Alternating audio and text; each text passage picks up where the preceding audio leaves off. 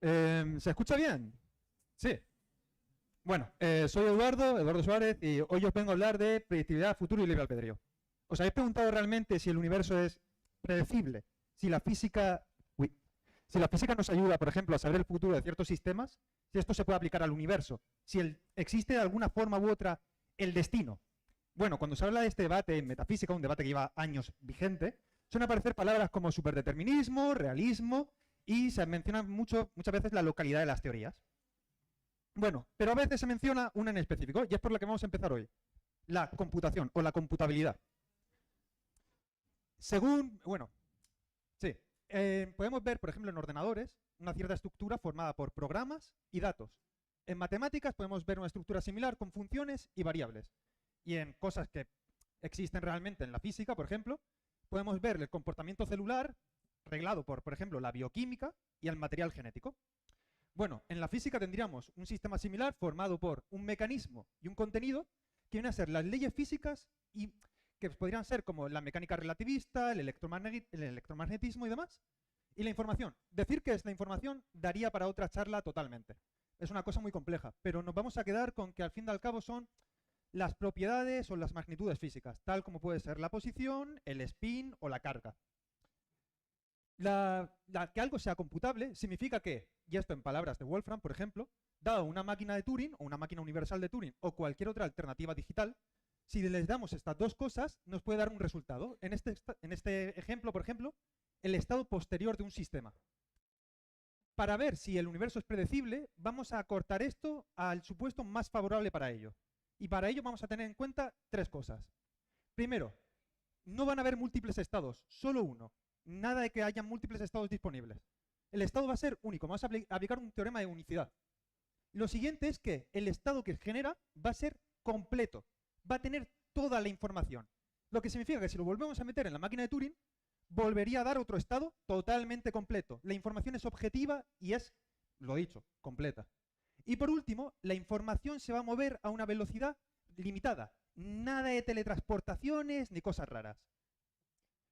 Vale, empecemos ahora con los experimentos mentales. El primero va a ser una cámara aislada. En una cámara aislada, donde conocemos toda la información de esa cámara, tenemos una máquina creada específicamente para lanzar una moneda, cara o cruz. Suponemos la máquina funcionar, bueno, espera, primero, perdón. Vamos a cambiarle el nombre a la máquina para no estar hablando todo el rato de máquina de Turing, y aparte, lo dicho, depende de la teoría, pues puede ser un tipo de máquina u otra. Vamos a llamarla directamente reiterador. Es importante que sepamos que esto no tiene por qué ser una máquina. Puede ser, por ejemplo, nosotros mismos con una pizarra, resolviendo nuestro problema, por ejemplo. Si ponemos esto a funcionar o hacemos nuestros cálculos, podemos sacar las leyes de la mecánica que rigen el lanzamiento, por ejemplo, de una moneda, su lagrangiano, las ecuaciones de movimiento. Y podemos saber si, dadas unas ciertas condiciones iniciales, saldría cara o cruz. En este caso, los cálculos dirían que saldría cara. Si la mecánica funciona, que Dios quiera que funcione, saldría cara. En el siguiente de los casos, bueno, esto por cierto es un ejercicio típico, el poder modelizar, por ejemplo, el lanzamiento de moneda, es algo tedioso, pero si buscan, se ha hecho 1000 veces. Están todas las ecuaciones del movimiento, demás, no es nada que sea como muy tal. El siguiente caso va a ser un poquito más divertido. Cambiamos la máquina y una moneda por una persona y dos botones. Aquí la función, lo que queremos buscar es el estado final que va a estar caracterizado si pulsa el botón rojo o el botón verde. Lo primero que podríamos pensar es libre albedrío. Y voy a hacer una aclaración. El libre albedrío filosófico es una cosa diferente a lo que en física llamamos libre albedrío. En física, libre albedrío vendría a decir que el universo no conspira contra nosotros. Suele aparecer en debates, bueno, en cosas como las desigualdades de tipo Bell o el superdeterminismo. Simplemente es para decir que existe el azar, que no es que sea una ilusión creada, que el universo no conspira para que nosotros veamos azar y el azar realmente no exista. En este caso vamos a dar que el libre albedrío físico existe. Podemos hacer un sistema arbitrario. El universo no conspira para que salgan ciertas cosas. Pero el libre albedrío filosófico es otro tema. Y es que en un universo computable, cualquier subregión del mismo también lo es. Si en esta subregión del espacio lo caracterizamos por lo que vendría a ser nuestra conciencia, el sistema nervioso, el sistema endocrino, todo aquello que caracteriza nuestras decisiones, significaría que este sistema ha de cumplir esas mismas normas de computabilidad. Es decir, que dado un input, va a dar un output. Siempre el mismo, al igual que en matemáticas una función, por mucho que tú pongas unos valores iniciales, siempre va a salir los mismos valores finales. Nunca vas a obtener otro resultado. Da igual cuántas veces lo hagas, siempre va a salir lo mismo. Así que si hacemos esto, si tenemos esto en cuenta, si en la habitación tenemos una persona con 2 botones, sabemos toda la información, todas las leyes físicas, conocidas o no conocidas, podríamos predecir el estado final del sistema, el botón que pulsa. Las leyes que rigen en nuestro pensamiento, en una base de pensamiento materialista, no son diferentes a las leyes que rigen, por ejemplo, el lanzamiento anterior de la moneda. No hay nada especial ni único en una persona que no lo hay en una moneda o en cualquier otro sistema. No hay una barrera artificial acerca de la conciencia. Pero el tema divertido viene en el tercer experimento. ¿Qué pasa si metemos el reiterador dentro de la misma sala? Recordamos que el reiterador tiene toda la información de la sala y en sí mismo podríamos decir que simula toda la sala. El primer problema que podríamos pensar, bueno, aquí vamos a plantear, para hacerlo difícil, para hacerlo más divertido, que el reiterador va a dar una respuesta a su predicción y la persona que está dentro lo que tiene que hacer es decir la contraria. Aquí lo primero que podríamos pensar es que el problema principal puede ser, por ejemplo, que el reiterador, al estar en una sala que tiene que simular, se tiene que simular a sí mismo todo el rato, como si fuese una especie de matrioshka. El simulador simulándose a sí mismo, simulándose a sí mismo, simulándose a sí mismo. Pensemos que esto no es un problema, rollo que hay una potencia infinita y que si el cálculo converge en el infinito, podemos obtener una respuesta, por ejemplo. Pero en este caso podemos ver que el cálculo no converge, que si decimos que se pulsa el botón rojo, se pulsará el botón verde y si decimos verde, el rojo. Así todo el rato. En este caso, el reiterador no funciona. Hay un error. Y de hecho, si anulamos la primera suposición, el reiterador se quedaría dando cálculos infinitamente, si decimos que no tiene esa potencia infinita. Si vemos el caso 2, el reiterador funciona, pero en el caso 3 no funciona. ¿Cuál es la diferencia realmente entre estos dos casos? Pues la barrera causal.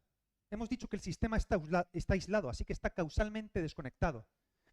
Vale. Podemos predecir podemos predecir el destino, pero solo si está causalmente desconectado. Eso en la vida real, ¿cómo lo haremos? Pues lo podemos hacer creando, por ejemplo, distancia.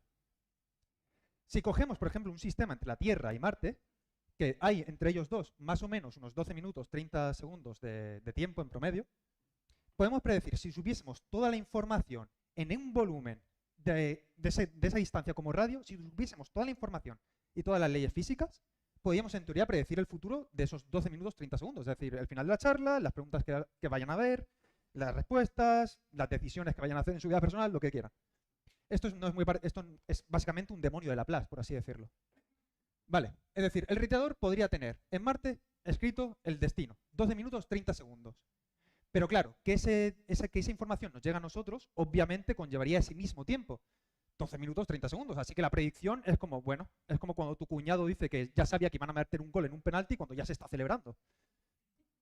Así que virtualmente esa información no existe. Podríamos decir, vale, el destino está ahí, se puede predecir, pero no es comunicable, por así decirlo. Pero está ahí, tú podrías decir, pero el destino existe, se puede calcular, está ahí, está en Marte, escrito, aunque no comunicable, pero está ahí. Bueno, pensemos que, primero, para que el reiterador tenga toda la información del sistema, tiene que obtener toda la información de ese volumen. Aquí estamos haciendo una aproximación unidimensional para no poner una esfera y que sea un poquito más lioso, pero tiene que obtener incluso la información de está al otro lado. Imaginemos que aquí está, yo qué sé, el coche que lanzó Elon Musk al espacio. Y a lo mejor cae en el auditorio. Bueno, un trozo de basura, o sea, el coche, no Elon Musk, obviamente. Pero pensemos que tenemos que saberlo todo, no sabemos qué se esconde ahí, tenemos que medirlo. Vale, obviamente, pues tienen que pasar unos 25 minutos, 12:30 más 12:30, 25. Pero cuando pasen esos 25 minutos, ¡ey! Tenemos nuestra predicción totalmente perfecta, absoluta. Bueno, pues esperemos.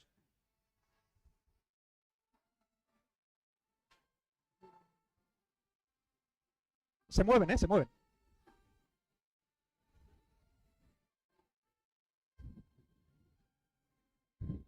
Bueno, a ver. Lo primero es claro. Cuando llega la información del sistema inicial a la Tierra, es decir, a Marte, si miramos desde un telescopio, por ejemplo, un reloj que está ubicado en la Tierra, mientras que en la Tierra veremos nuestro tiempo propio, que serán, suponiendo que el estado inicial es a las 12 en punto, veremos que han pasado 12 minutos 30 segundos, es decir, serán las 12 con 12 y 30. Pero en Marte, la información que llegan verán el estado inicial, verán las 12 en punto. Vale, si seguimos avanzando el sistema, con toda la información que queríamos decir, es decir, la información que estaba aquí en el otro extremo, llega a Marte, cuando ya tenemos toda la información, han pasado 25 minutos, pero es obvio. El problema es obvio. Si miramos el reloj, vemos que son las 12... ahora sí, las 12:30, perdón. Antes veíamos las 12:00 en Marte, ahora vemos las 12:30. Es decir, que cuando queremos tener toda la información para hacer una predicción real, sorpresa, ya nos llega la información del sistema que queríamos predecir. No podemos adelantarnos a ello. Esto es algo que viene a dar por el principio de localidad en la transmisión de información. Pero que viene a ser algo interesante, porque podemos pensar eso, pero podemos pensar también en, yo qué sé, en un horrible cazador intentando cazar a un pobre mono. Si realmente quisiésemos saber el futuro preciso de si el cazador le da al mono o no, con absoluta precisión, daría igual a calcularlo que esperar. Con absoluta precisión. Las predicciones que hacemos en física son, en esencia, ideales o perturbativas. Hay cosas que no consideramos, sobre todo el hecho de calcular. No es que eso vaya a cambiar, no es que sea una cosa cuántica de la conciencia ni nada de eso, sino que no es algo, cuando nosotros hacemos un experimento o tenemos algo, hay ciertas perturbaciones que no tenemos en cuenta para poder predecir, ya que la predicción absoluta, obtener la información del futuro, por ejemplo, es imposible, aunque sea un sistema totalmente arreglado, e incluso, en el mejor de los casos, en el que sea un sistema determinista, que esto puede decir, la cuántica es no determinista, así que se crea nueva información cada vez que sucede un evento en cuántica, pero incluso si eso no pasase, si dijésemos superdeterminismo o cosas así, daría igual.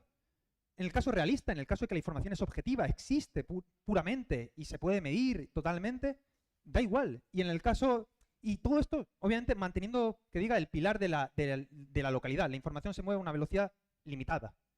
En cuántica, por ejemplo, las partículas son no locales, pero las interacciones sí que son locales. La información de la partícula, por ejemplo, se propaga a una velocidad limitada. Manteniendo estas tres cosas, dos para favorecer nuestro experimento y uno que es prácticamente obligado, porque el que no se cumpla la localidad en la información, por ejemplo, en la propagación de la información, daría incongruencias, daría singularidades y rompería, por así decirlo, crearía paradojas.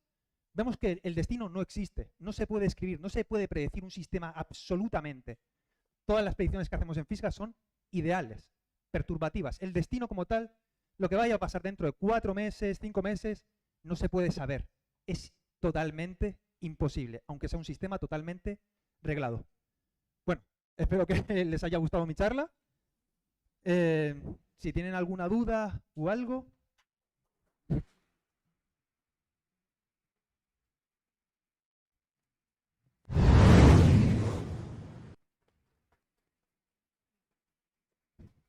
Muchas gracias, Eduardo.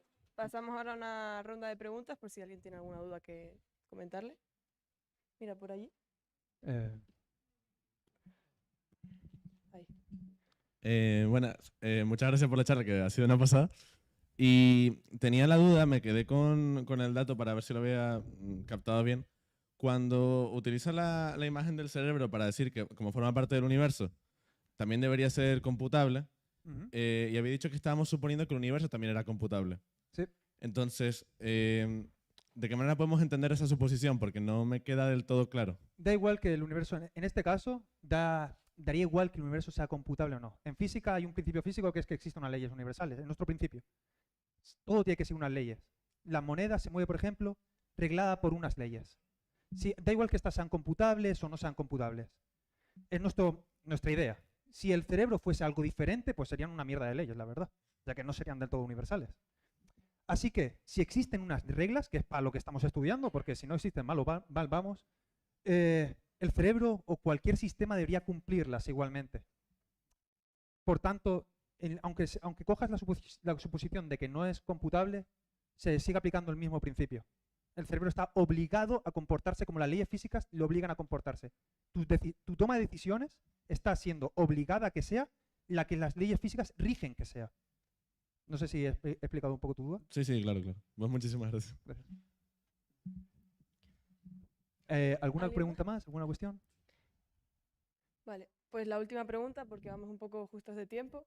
Luego siempre le pueden consultar a Eduardo con gusto, seguro que. ¿El micro? Primero de todo, muchas gracias por la charla. Si el universo es computable, ¿tú crees entonces que se podría crear, por ejemplo, una simulación del universo? Buena pregunta. Hay algunos autores que hablan, por ejemplo, se preguntan cuando empezó todo el tema, porque hay muchas teorías acerca de la computabilidad del universo, y es como una cosa curiosa ahí. Una de las preguntas que surge es acerca, por ejemplo, del tamaño, de cuánto llevaría una simulación. Simular, por ejemplo, un universo llevaría de forma tal, quizá todo el universo en tamaño. Así que para simular fielmente una región, es decir, para hacer una simulación física de una región, muchos autores dicen que necesitarías una equivalencia de esa región en el espacio. ¿Podrías simular un sistema? Sí, pero el hecho de que sea distinguible en nuestro universo es una complicación. Para que dos cosas sean totalmente iguales, si tú quieres predecir el futuro de un sistema, tienes que crear otro totalmente igual. Y la cosa es que no puedes crear otro sistema totalmente igual. Ya quitando cosas hay un montón de problemas aquí, ya cuando lo aplicas al mundo real, rollo cuántica y demás, el duplicar información y más lleva un montón de problemas. Pero incluso suponiendo eso, no puedes crear otro sistema totalmente idéntico. Ya que si al crear otro sistema totalmente idéntico, por ejemplo, tendrías dos. Al poder distinguirlos, ya es porque la información que los compone sea diferente, ya sea por su posición respecto a algo, da igual. Al ser diferentes, al poder distinguirlos, ya no son el mismo sistema. Así que la predicción que haga uno no tiene por qué ser una predicción ideal del otro sistema. No sé si me he explicado. No podría darse una simulación como tal. Hay muchos problemas en los autores, pero es complicado, es muy complicado, la verdad. Al menos dentro de nuestro universo. Bueno, pues... Bueno, que... Sí, sí. ¿Cuál? Ujú. Sí, sí.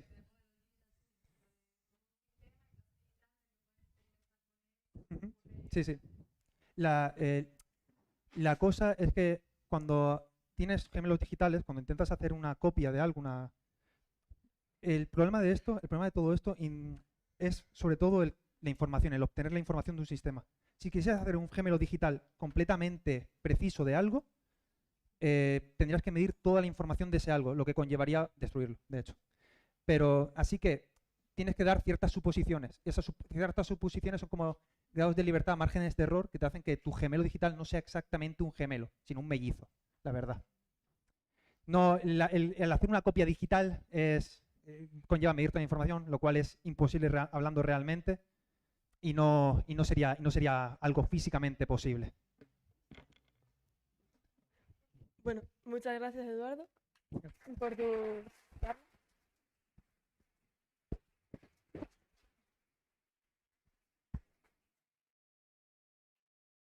Vale, le damos ahora la bienvenida al doctor Antonio Marín Franz, que viene a hablarnos de cómo ha evolucionado la forma de plasmar nuestro universo con su charla La era de los grandes cartografiados. Muchas gracias.